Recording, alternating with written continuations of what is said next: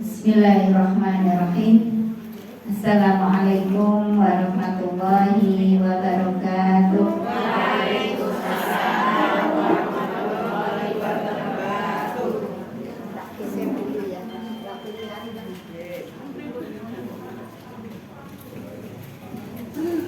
Innal hamdalillah nahmaduhu wa nasta'inuhu wa nastaghfiruh wa na'udzu billahi min shururi anfusina wa min sayyiati a'malina may yahdihillahu fala mudilla lahu wa may yudlilhu fala hadiya lahu.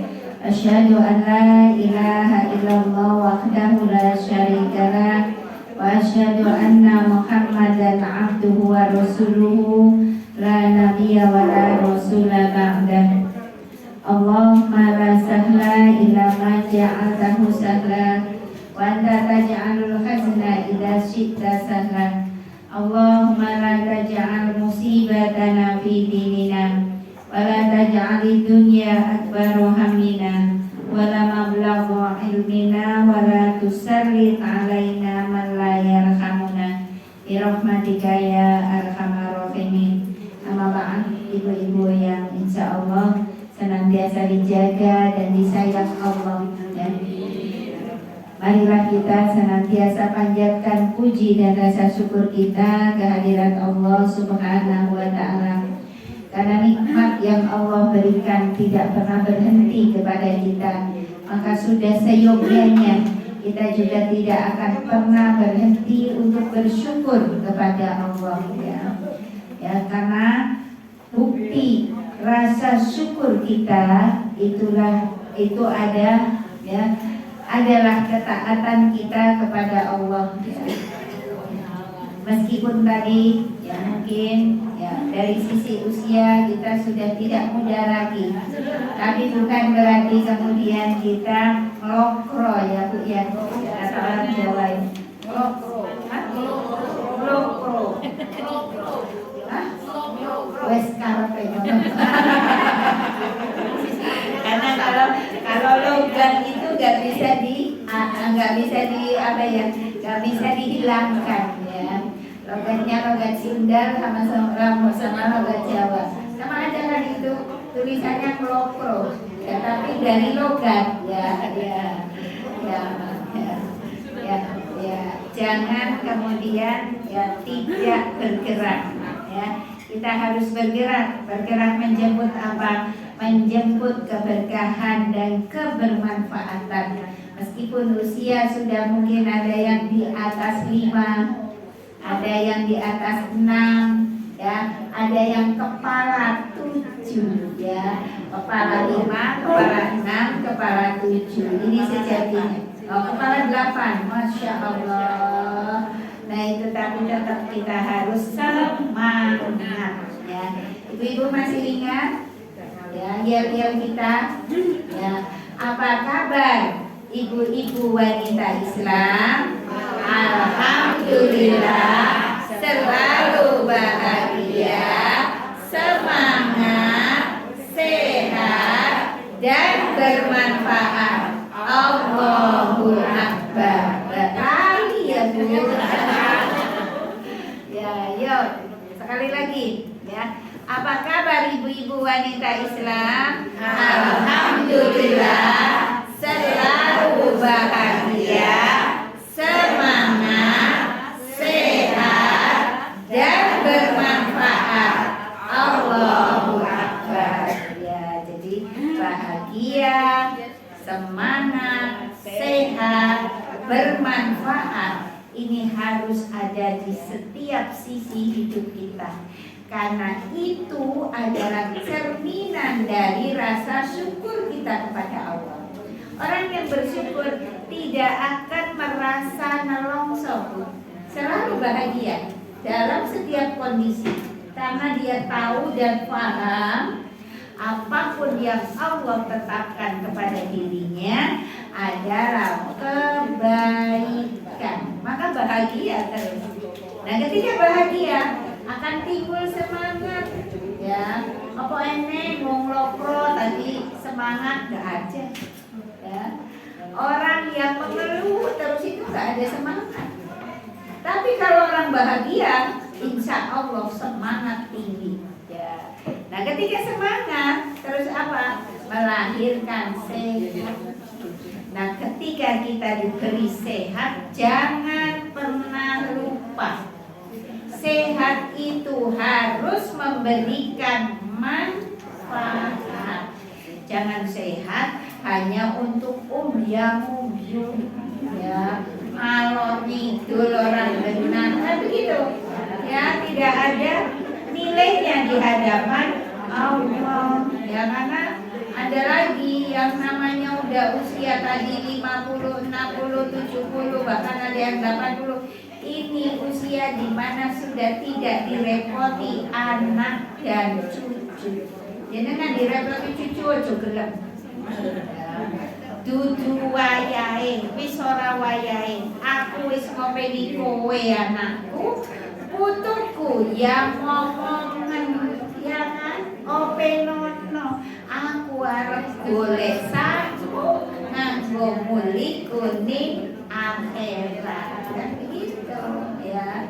Jadi itu usia-usia sudah tidak direpoti oleh anak dan cucu. Nah, kalau tidak ngaji Bu, apa yang dicari ketika tidak repot anak cucu? Ya, ya. Nah, hari Senin kemana jadwalnya? Selasa besok kemana? Nah gitu. Terus Senin, ya healing. Nah betul, healing katanya. Ya, rihlah. Ya. Ya, rihahnya dari majelis taklim ke majelis taklim, itu benar ya. Tapi tadi kulineran, ya, reunian, nah itu ya. Ini jangan-jangan sehatnya tidak membawa kemanfaatan. Ya, tapi kalau begini itu kemanfaatannya luar biasa. Karena apa? Nanti pulang, jenengan memang ada rasa capek ya Bu, ya pasti ada capek ya. Tapi capeknya ini dalam rangka menjemput ilmu. Ya, kita kan nanti akan bercerita tentang ilmu. Tadi sudah mulai itu. Meskipun ya namanya lisan itu wis rada kaku. Ya, apa meneh kon dadak manyung-manyung ya. Maju tarik ya kan. Anfusakum ya, bukan anfusakum dek kan ngono. Nah sekarang karena sudah taksim, anfusakum tuh ada manyun, ada nari di situ ya. Ya ngomong summa bukan summa tapi tumma pakai ditarik ya. Jangan summa maju kabeh tapi tumma ya. Iya, itu kan ilmu.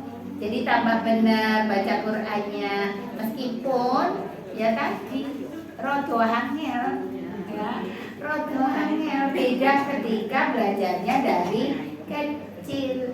Nah, nanti di sini udah benar, pekanmu mangaji dewe hilang.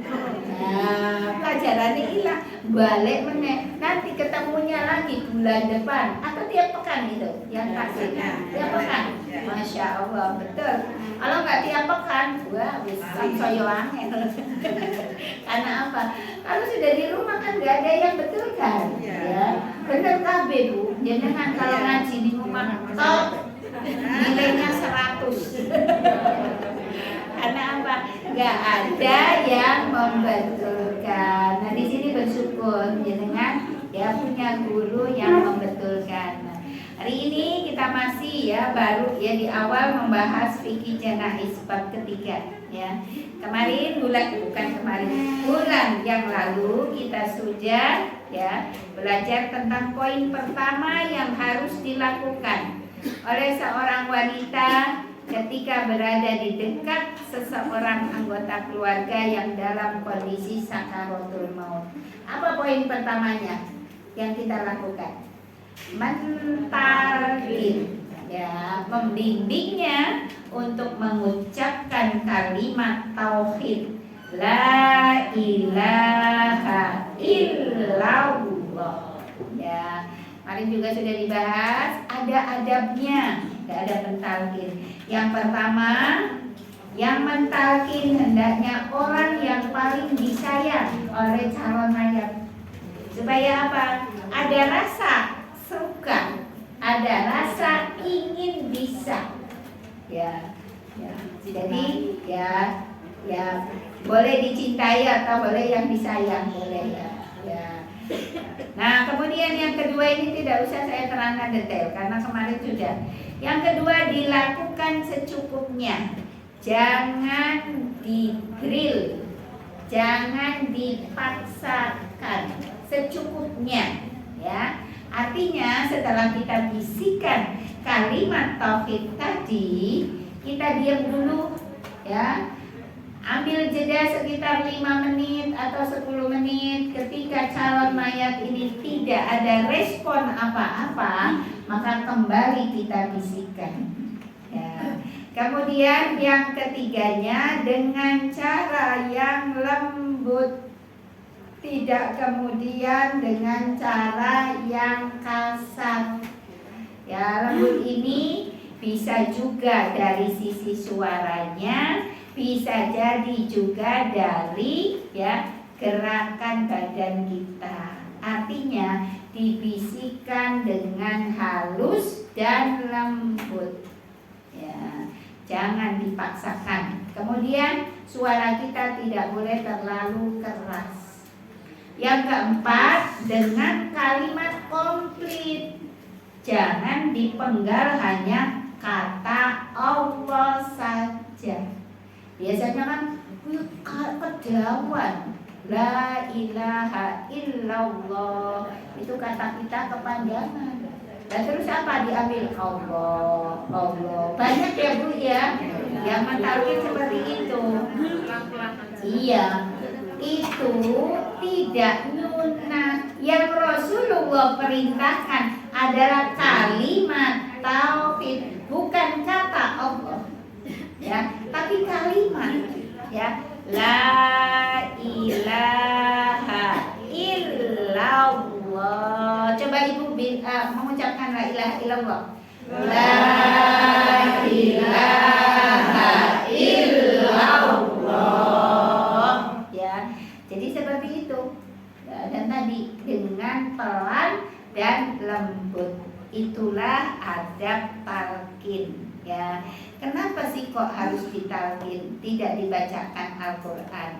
Karena di sini ya, talqin ini dilakukan dengan harapan agar akhir ucapan si mayat tadi adalah kalimat tauhid.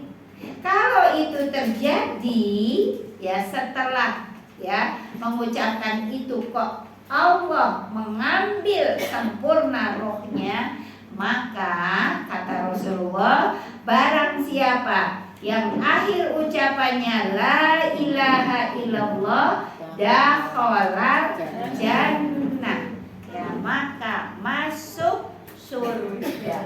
Jadi inilah hadiah terindah, termahal yang kita berikan kepada saudara kita yang dalam kondisi sakaratul maut ya. Maka ibu-ibu ditunggu, kalau ada yang sakaratul maut itu ditunggu, jangan ditinggal. Malah ditinggal munggur harapan blonjo tok, jangan ya. Kita tidak pernah tahu kapan Allah betul-betul menjemput ya. Jangan sampai pada akhirnya kita menyesal, gelo aku kok ya dadak mungkur. Nah, kadang-kadang begitu ya, karena yang namanya menyesal itu pastinya ada di belakang, bukan di depan ya. Katanya kalau di depan itu pendaftaran, bukan salah ya. Nah, kemudian yang kedua ya, menghadapkannya ke kiblat ya. Kalau tadi ya, si calon mayat ini sudah selesai, sudah menghembuskan nafas yang terakhir, maka kalau memungkinkan dan tempatnya bisa, dihadapkan ke kiblat. Ya, ini berdasarkan hadis Yahya bin Abdullah bin Abu Qatadah. Dari ayahnya bahwasanya ketika Nabi Shallallahu Alaihi Wasallam datang ke Madinah, beliau bertanya tentang Barok bin Makhrud. Lantas orang-orang menjawab, dia telah wafat dan mewasiatkan sepertiga hartanya untukmu wahai Rasulullah. Dia juga mewasiatkan supaya dihadapkan ke kiblat ketika mengalami sakaratul maut.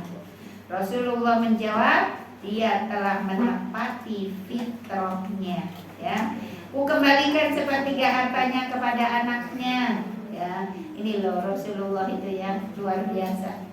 Diberi ya warisan sepertiga harta oleh sahabat. Karena kan boleh toh, yang namanya warisan itu sepertiga boleh untuk selain ahli waris. Maksimal tapi itu sepertiga ya.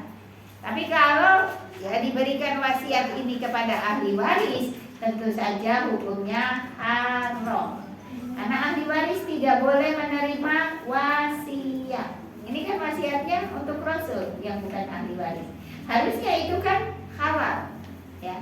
Tapi tadi Rasul kemudian mengembalikan itu kepada anak-anak dari ya Barok bin Makhrud tadi, ya dikembalikan gitu, ya tidak beliau ambil. Nah kemudian karena wasiat yang keduanya Barok bin Makhrud ini minta dihadapkan ke kiblat pada saat beliau sakaratul maut, sehingga saat hembusan nafas terakhir beliau sudah menghadap kiblat. Maka Rasulullah katakan dia telah menetapi fitrah. Artinya dia sudah melakukan sesuatu sesuai syariat yang terbaik ya. Nah kemudian Rasulullah berangkat dan menyolatkannya. Beliau pun berdoa, ya Allah ampuni dia, sayangi dia dan masukkan dia ke surga. Masya Allah ini ya. Ketika ya wafat kemudian yang mendoakan Rasulullah, kira-kira pasti nopo mboten? Pasti.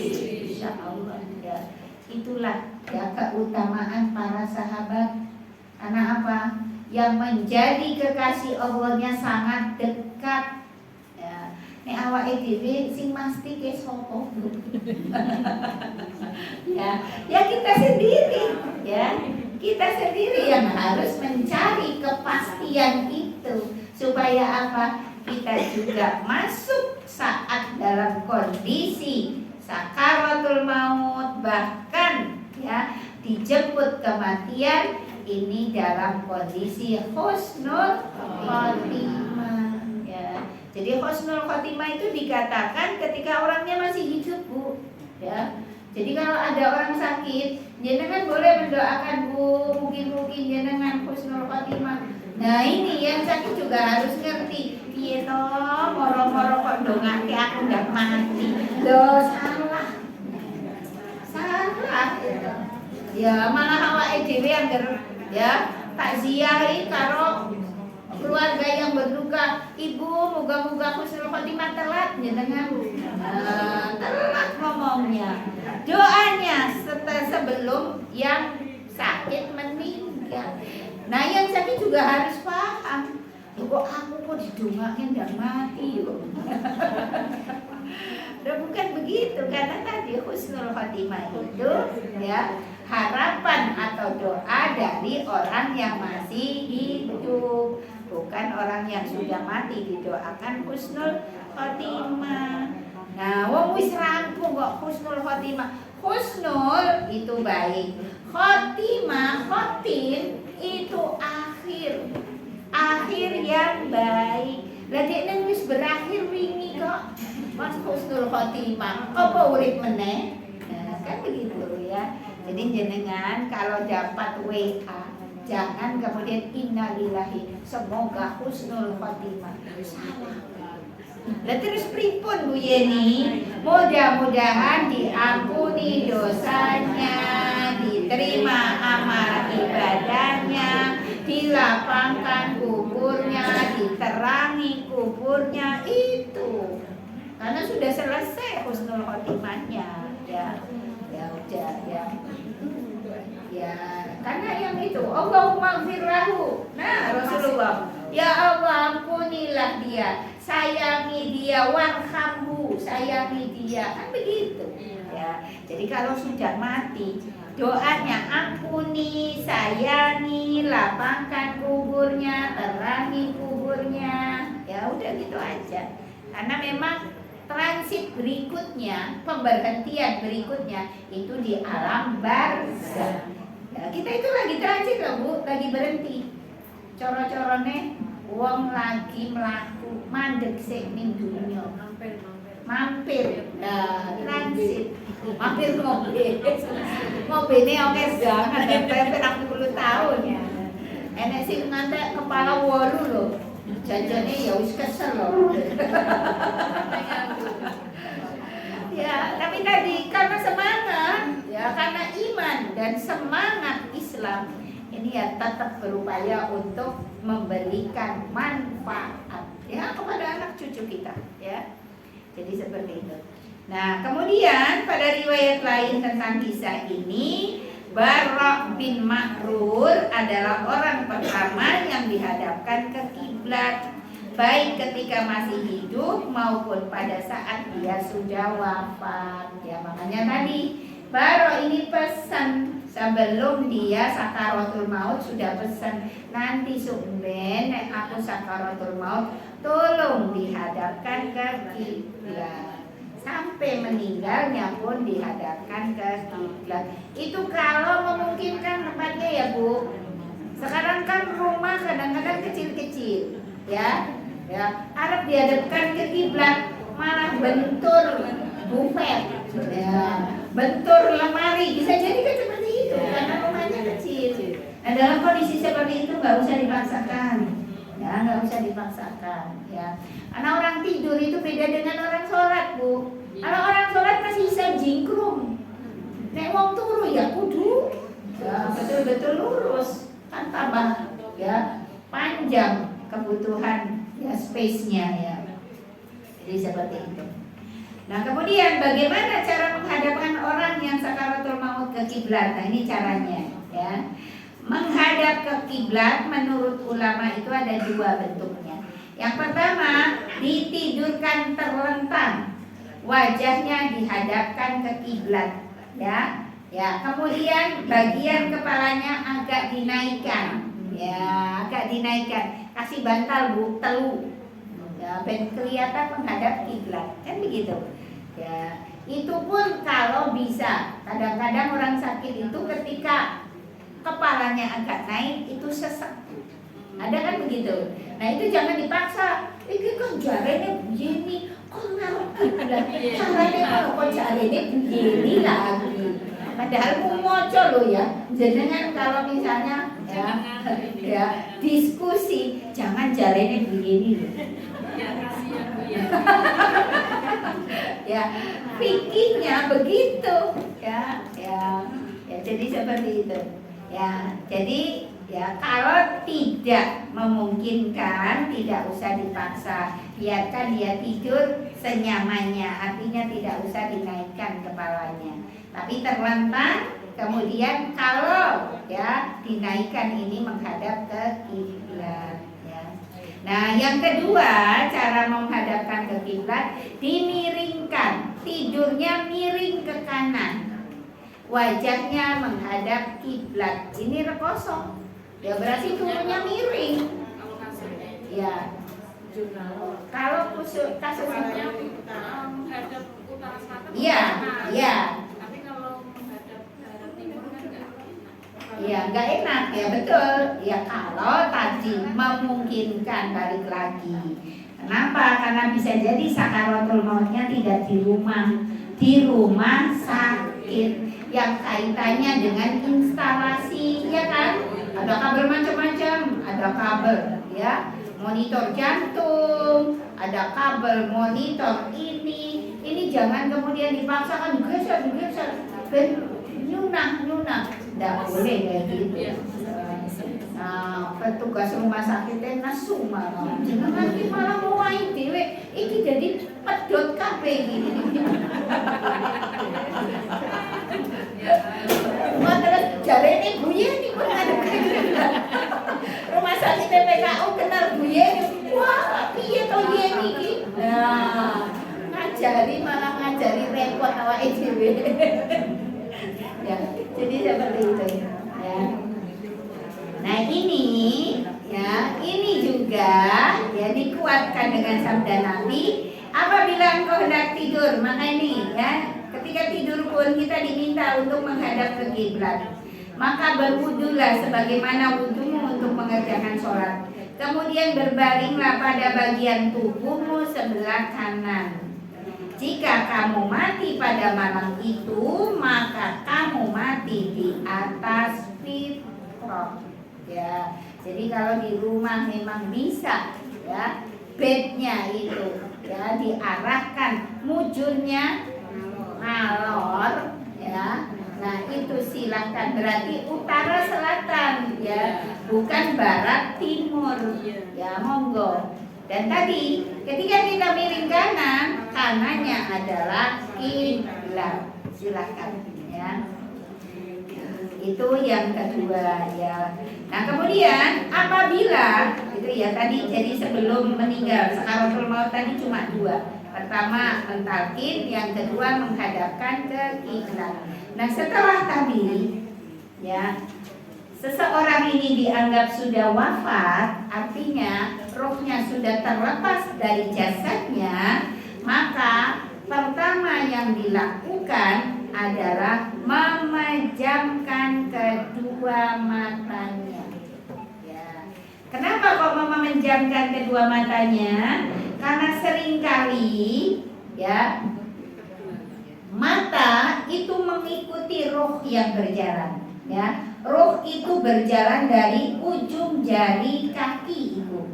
Ya, dari ujung jari kaki terus sampai ke betis, sampai ke lutut, ya, terus sampai ke ulu hati kita.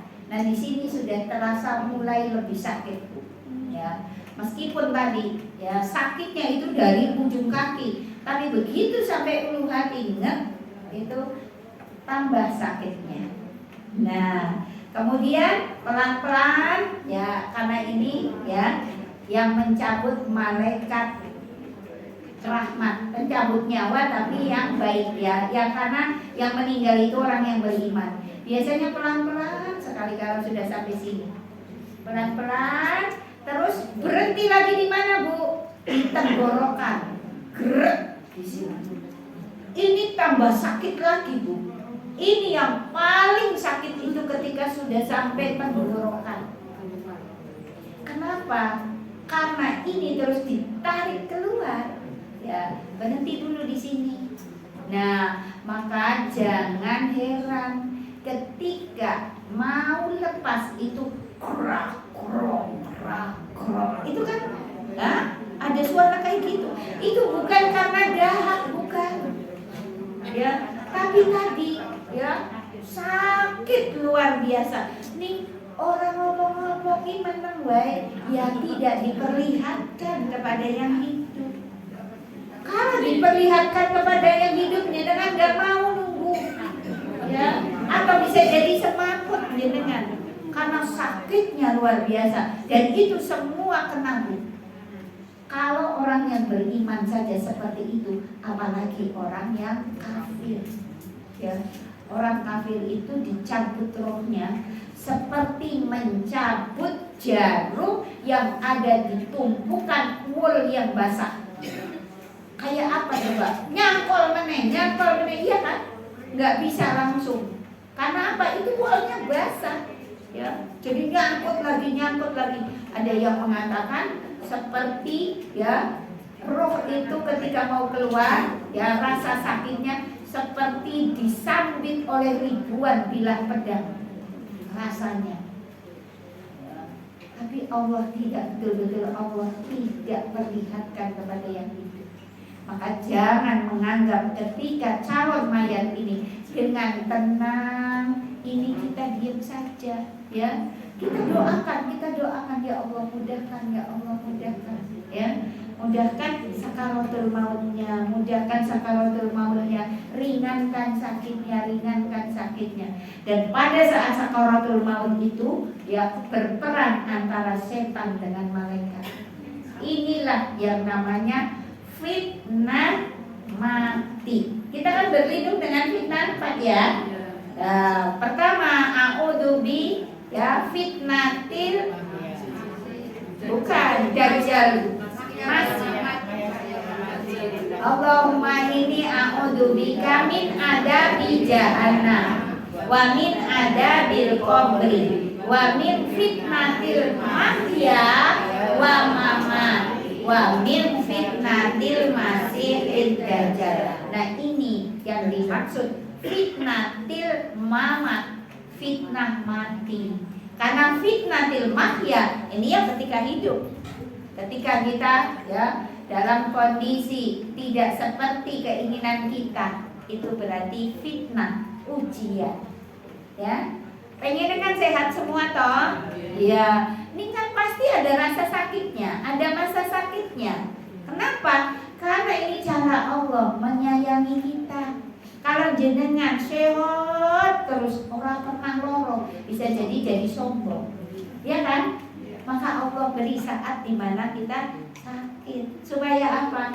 Bisa mensyukuri nikmat sehat, bukan malah menyombongkan ketika dia sehat.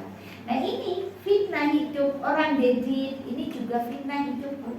Jadi jenengan harus paham yang namanya fitnah bukan kemudian diomong ke sing ora dikerja ketok.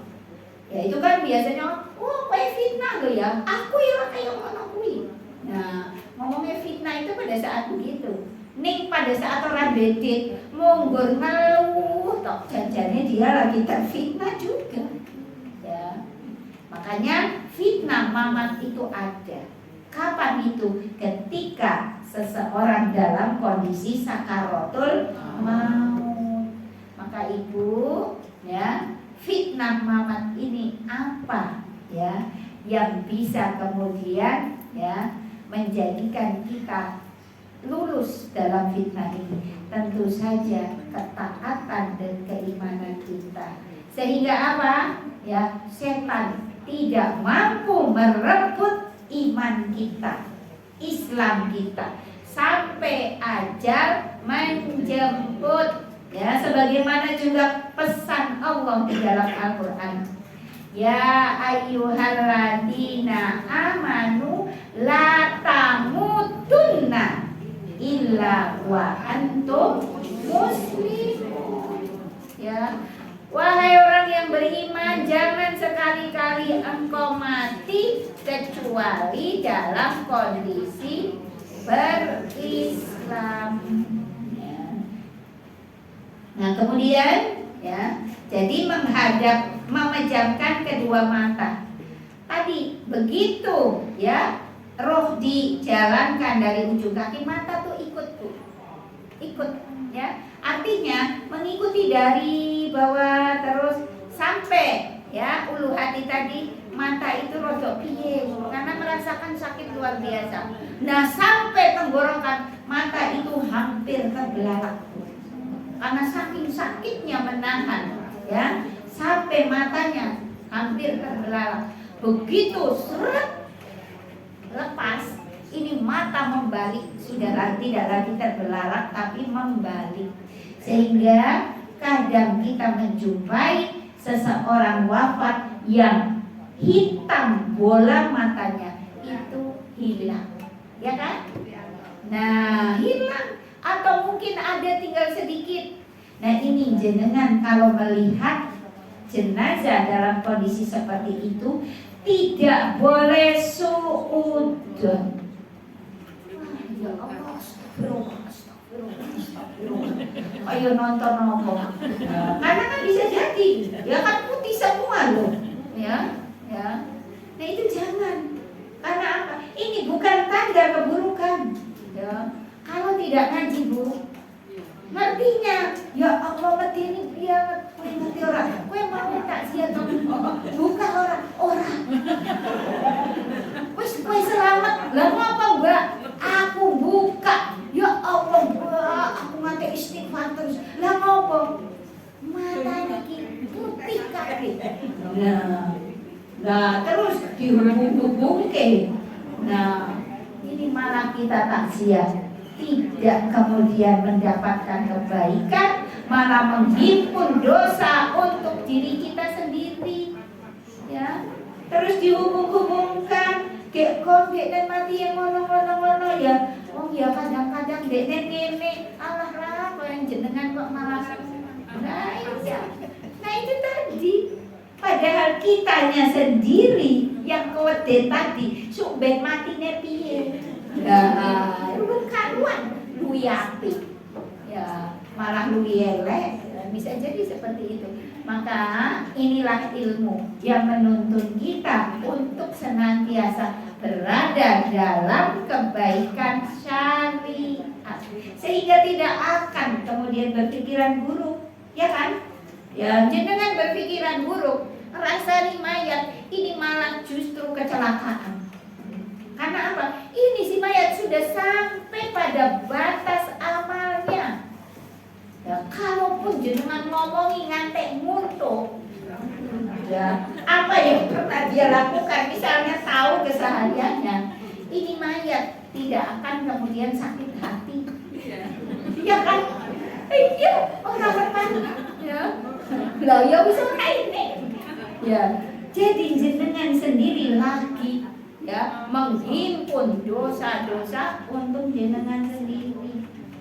Maka kalau takziah hati-hati Bu. Takziah itu tujuan syariat mendoakan dan mengambil ibroh, baik itu ibroh kebaikan maupun ibroh dalam arti pahala yang harus kita dapatkan dari saudara kita yang meninggal. Ya. Pikiran positif, terus jangan munggur-lunggur ngobrol selfie-nan. Ya. Siji kosek arep takut yo Mbak mau ketemu foto sik. Nah iki siji. Oh ya, sik Mbak aja mbok foto sik. Tak nganggo kacamata iki. Itu di tempat takziah. Kira-kira ada napa mboten? Ya. Nah, coba jenengan kalau misalnya pas takziah ada yang kayak gitu, pas ya apa jarene begini. Iya.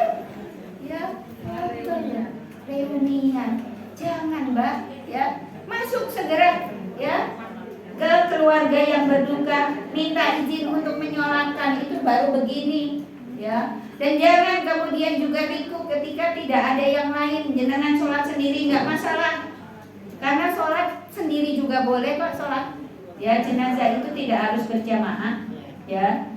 Ya memang kalau ada yang lain akan jauh lebih baik kan, ya. Tapi kalau tidak ada, mereka sudah sholat semua, jenengan jangan kemudian aku perkewu. Nah ini perkewu malu itu jenengan kehilangan pahala sebesar gunung Uhud. Coba ya, jadi dari rumah sudah siap, ya sudah siap. Dan orang usah gagas, meskipun mbak ini mbak kadang-kadang kan baru masuk ada temannya yang di situ sudah ada duduk. Mbak ono tasmu, aku tak melebusin. Itu harusnya. Terus kemudian duduk sholat, terus keluar lagi kalau memang di dalam tidak memungkinkan. Karena kan kadang-kadang di dalam cuma sempit, hanya ada keluarga saja kan begitu. Jadi kan keluar lagi boleh, tapi duduk dan jangan ngomong yang tidak bermanfaat. Ya. Kalau tadi ya tidak usah lama-lama Bu. Tidak usah lama-lama ketika sudah sholat, sudah mendoakan di dalam sholat, ya kan Bu. Karena doa itu yang terbaik ketika sholat jenazah loh Bu. Jangan kemudian aku orang sholat kok, tapi aku dongake. Nah ini ngomong sone podo wae. Enggak, beda. Ya, karena apa? Tuntunan Rasulullah adalah sholat, dan di dalam sholat itu ada doa. Ya, doanya di takbir keberapa? Ketiga dan keempat. Oh, ya, kalau keempat bisa berdoa lagi. Kalau enggak langsung salam, kan begitu. Nah, setelah salam sudah, tidak setelah salam jenengan doa itu juga enggak ada. Ya, setelah salam sudah pamit, udah pulang. Ya ngapain juga lama-lama di situ? Iya. Nah, duduk-duduk ya. Kudune duduk-duduknya di kuburan. Ya, ya, ya. Iya, kadang-kadang begitu. Ya. Ada tetangga yang Ya, kalau ada tetangga menikah, kalau tetangga dekat tentu saja itu beda ya Mbak ya. Karena apa? Kita kan ya istilahnya nyekuyung ya. Kan mereka kan dalam kondisi tidak baik-baik saja ya, berduka. Jadi kita nyekuyung misalnya ngopeni tamunya ya, manggake kan begitu ya. Ya. Tapi tadi kalau kita takziah biasa maka seperti itu saja. Dan kalau bisa itu datangnya sebelum ya waktu upacara. Jangan malah pas upacara. Kenapa? Karena kalau pas upacara itu campur antara laki-laki dan perempuan. Ya, kita lebih aman. Ya. Nah, kemudian di sini memejamkan mata ini berdasarkan hadis Ummu Salamah. Dia berkata Rasulullah Shallallahu Alaihi Wasallam datang melayat Abu Salamah, ya, yang matanya masih terbelalak. Lalu beliau memejamkannya. Abu Salamah loh, kurang apa? Ya, sahabatnya Rasulullah dan Rasulullah sangat sayang kepada Abu Salamah. Ini saja pas meninggal matanya terbelalak. Matanya enggak mengatuk tapi membalik. Makanya kenapa ya yang harus dilakukan yang hidup adalah menutup matanya supaya apa? Tidak terlihat ya menakutkan. Ya. Kalau jenengan ya ngerukti jenazah dan jenazahnya mripate menteleng. Wedi Bu, tenan saya pernah. Kok aku di ulang ya aku malah jadi wedi. Ya. Iya, nggak bisa, tapi masih ada sedikit, ya. Jadi tidak membelalak penuh, tapi ada sedikit. Tapi ya tetap aja nggak enak kita. Iya, seperti dilihatin. Ya. Makanya tadi ditutup, ya, matanya ditutupi, ya. Di sini dikatakan lantas, ya, ketika beliau melayat Abu Salamah yang matanya masih terbelalak, lalu beliau memejamkannya. Menutupkan ya. Lantas beliau bersabda, sesungguhnya roh itu apabila dicabut maka pandangan mata akan mengikutinya. Jadi bukan berarti ya mayat ini mayat yang buruk ya, tapi ya tidak ada kaitannya dengan keburukan dan kebaikan dari si mayat. Ini lumrah ya. Bisa terjadi itu saat sakaratul maut.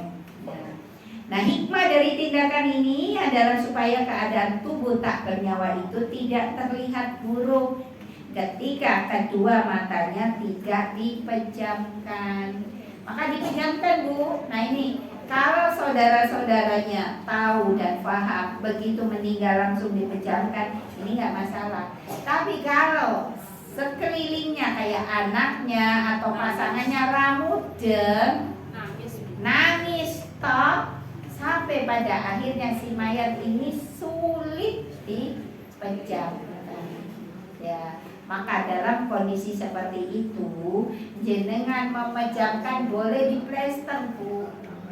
Ya, diplester dulu.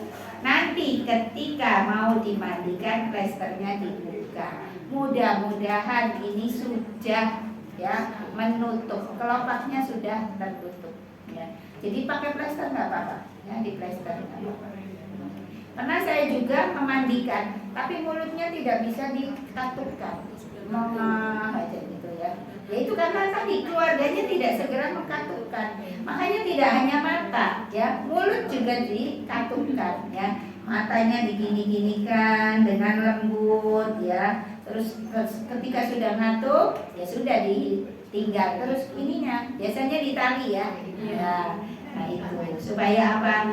Pertama tidak menakutkan, yang keduanya tidak menyulitkan saat dimandikan. Takutnya nanti air masuk ke mulutnya sehingga saat dikafani itu ada yang keluar. Kalau kafannya sudah ditali ini kan dia rekoso, ya kan? Ya, kalau masih bisa diganti nggak apa. Tapi kalau tadi sudah di bawah tiba-tiba gelap, apa ya iso gelap ya, iso wae, ya kan kena goyangan, kena ya apa istilahnya tekanan itu bisa jadi keluar airnya, ya. Jadi dalam kondisi seperti itu, ya. Jadi kalau ada ya yang kafannya basah nggak boleh suudon, ya. Ada yang kafannya mungkin ada darahnya nggak boleh suudon. Apapun yang kita lihat pada saat kita takziah, ya, jangan berpikir negatif. Apalagi sampai ngomong ya aib dari mayat ini, jangan, udah ya, itu sudah selesai, ya, si mayat ini sudah selesai dengan amalnya. Kita jangan kemudian membuat dosa untuk diri kita sendiri. Nah kemudian yang kedua mendoakan, ya, setelah memejamkan mata kemudian mendoakannya. Nah ini kembali pada hadis Ummu Salamah, ya. Kemudian Rasulullah SAW setelah memejamkan mata Abu Salamah mendoakan beliau dengan doa Allahumma gfir li Abi Salamah. Boleh, ya. Jadi kita menyebut namanya, ya. Warfa' darajatahu fil mahdiyyin wakhluqhu fi aqibihi fil ghabirin waghfir lana walahu ya rabbal alamin, ya. Wafsah lahu fi qabrihi wa nawwir lahu fihi, ya. Ya Allah, ampunilah Abu Salamah, tinggikan derajatnya di kalangan orang-orang yang mendapat petunjuk. Berilah ganti untuk keluarganya dari kalangan orang-orang yang masih hidup. Ampunilah kami dan dia, wahai pemelihara sekalian alam. Longgarkan untuk dia kuburnya, terangi dia dengan cahaya kuburnya. Tidak ada kata-kata husnul khotimah karena sudah mati, ya. Nah, kemudian yang ketiga menutup seluruh tubuhnya dengan kain, ya. Jadi biasanya sudah kita lakukan juga, ya, ketika sudah dinyatakan wafat, sebelum dirukti itu biasanya mayat ditutup dengan kain. Dan tidak harus jambret, ya, kainnya kain apa saja, ya, kain apa saja, ya boleh, ya. Tapi kalau kita memang ya punya itu silahkan. Karena yang namanya jarik sekarang agak sulit juga loh Bu, ya kan? Ya. Saya itu ya nggak punya gitu. Kalau nggak memang persiapan, ya. Jadi kalau misalnya ada ya persiapan, nanti kalau ada orang yang mau meninggal dipinjamkan, kan itu dicuci sudah kembali kan begitu, ya. Jadi beli jarik ya karena begini ya, kenapa harus sampai kemudian jarik? Kadang-kadang orang kita itu kalau awak dhewe nyeleneh, orang seperti tidak seperti biasanya, ini dirasani. Iya malah dirasani. Ya misalnya nih ya, kita nutupnya cuma dengan kain polos saja, misalnya warna hijau atau coklat, ya. Apa menenek warnanya pink, ngopo. Tak karepe sing duwe omah ben ora medeni. Ning wong sing teko iki ngopo iki. Nah itu pasti dirasani. Tapi kalau jari orang, iya, karena itu tadi, ya. Nah itu, nah kalau seperti ini supaya kita tidak membuat fitnah untuk yang datang, Maka kita upayakan siap-siap jari. Paling enggak 5 atau 6 Bu, setengah lusin. Jari yang murah saja. Ya. Lah kok akeh untuk apa? Untuk mandikan kan? Ya biasanya juga pakai jari toh. Nah, awalnya dhewe ora nggo jari, piye toh iki kok ora nggo jari? Nah, difoto. Ya. Nah itu. Ya, makanya setengah lusin. Nah, kemudian di sini dalilnya dari Aisyah radhiyallahu anha berkata bahwasanya ketika Rasulullah Shallallahu alaihi wasallam wafat, tubuh beliau ditutupi dengan kain hibarok. No, enggak jari, enggak ada di sini. Di Arab enggak ngerti jari ya. Kain hibarok, apa itu kain hibarok? Kain putih dari kapas berasal dari Yaman. Jadi kalau jenengan boleh cari angel, spray ya untukku.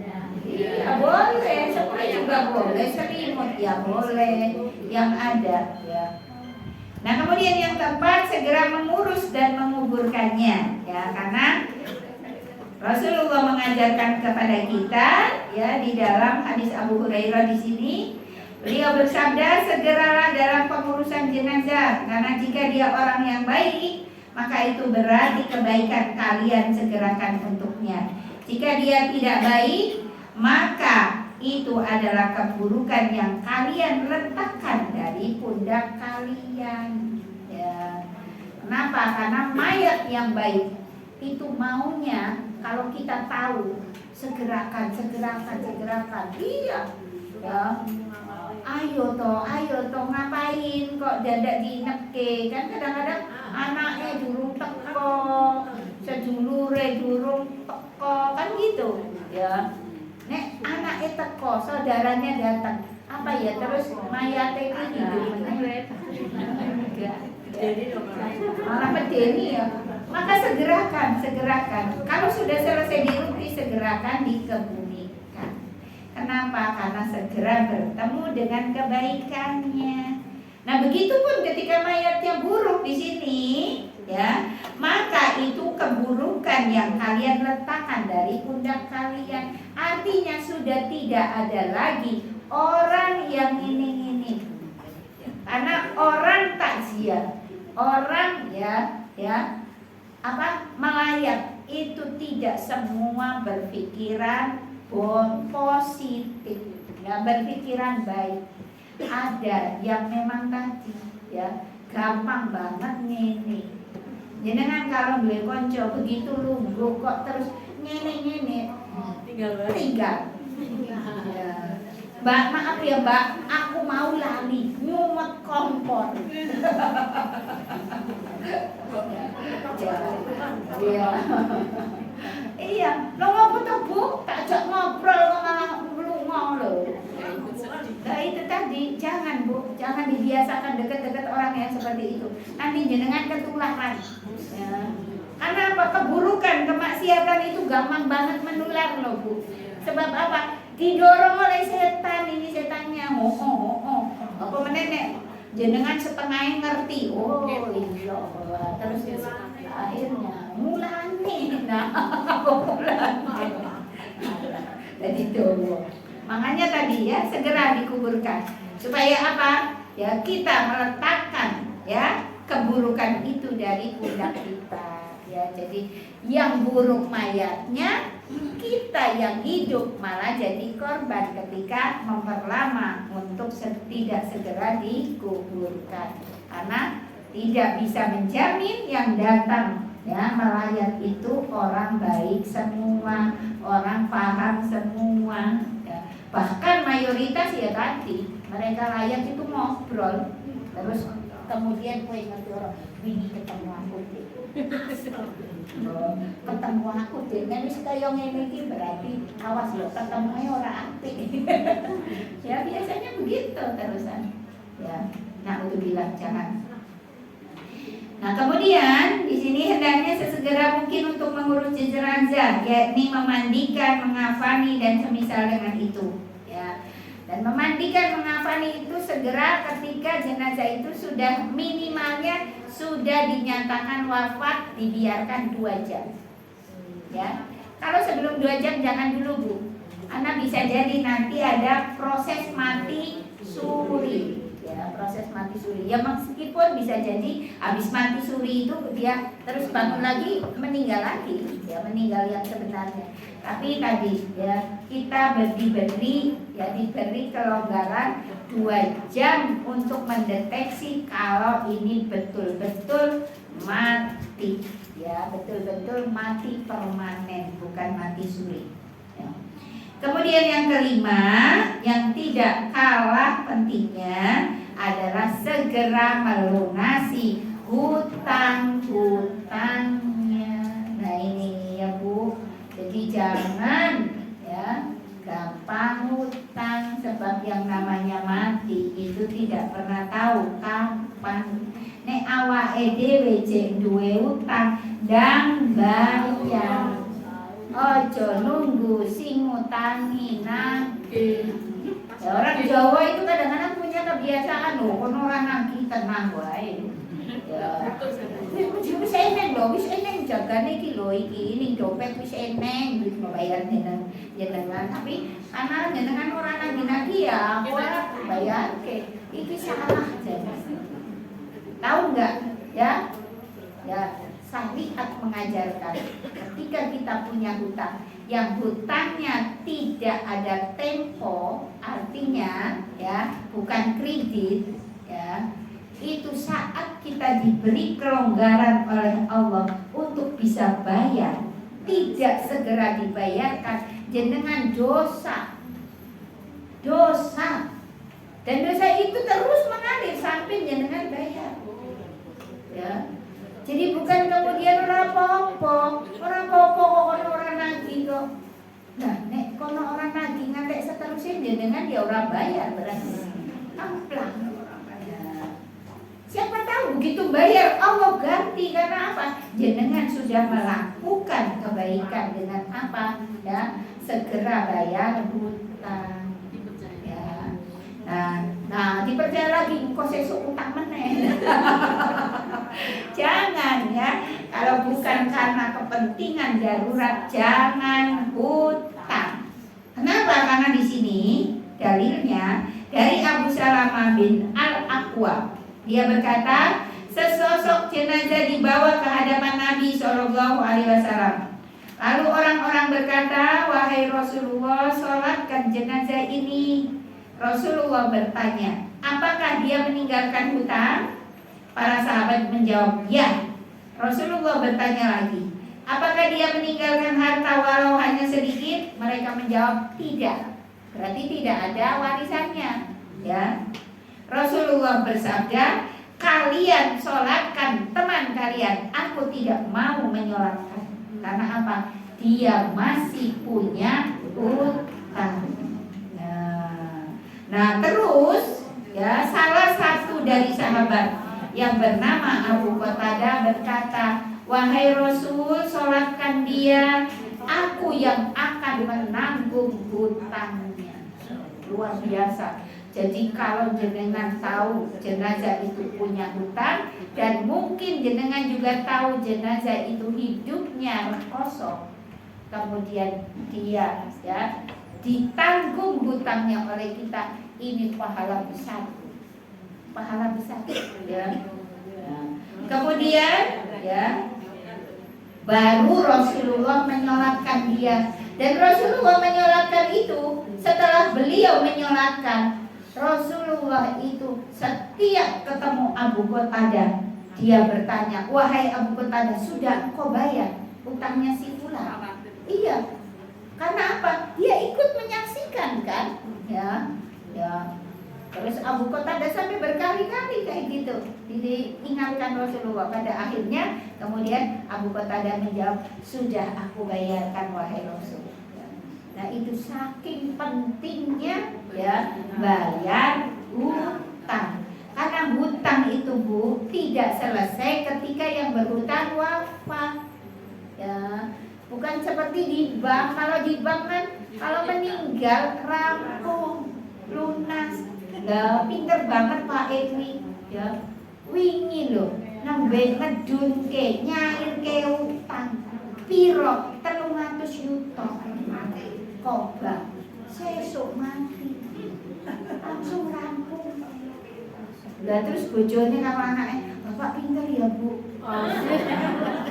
Ini gak awake dhewe 300 yuto. Iki stres ini. Harusnya gimana? Kembalikan. Iya, nama dong, kok bacaan pegawai bank urusan. Karena apa? Ya utang itu harus dibayar. Siapa sih bayar? Kayak 300 yuto. Ya. Jadi kalau memang tadi ini utangnya udah berjalan dan belum selesai, maka ahli warisnya harus membayar harus menyelesaikan. Jangan tidak diselesaikan. Ya, bukankah ketika seseorang meninggal ada sodakoan dari orang yang takziah? Nah, itu jangan untuk sing nganggo 7 dino, nganggo 40 dino. Utang sing dipikirke, ya. Kalau itu kan perbedaan pendapat dan Rasul saja tidak mengajarkan kayak gitu. Utang dulu. Warisan itu dibagi setelah utang dibayar, wasiat ditunaikan. Karena wasiat juga bagian dari hutang. Karena ya kalau wasiatnya ya sesuai syariat, maka punya kewajiban ditunaikan. Ya, jadi itulah ya beberapa hal yang harus dilakukan oleh orang atau oleh kerabat yang ada di dekat orang yang meninggal dunia, ya, memejamkan mata, mendoakan, menutup tubuhnya dengan kain, mengurus dan menguburkannya dan melunasi hutangnya. Ibu-ibu mungkin ada pertanyaan, monggo. Alhamdulillah. Baik, monggo Bu.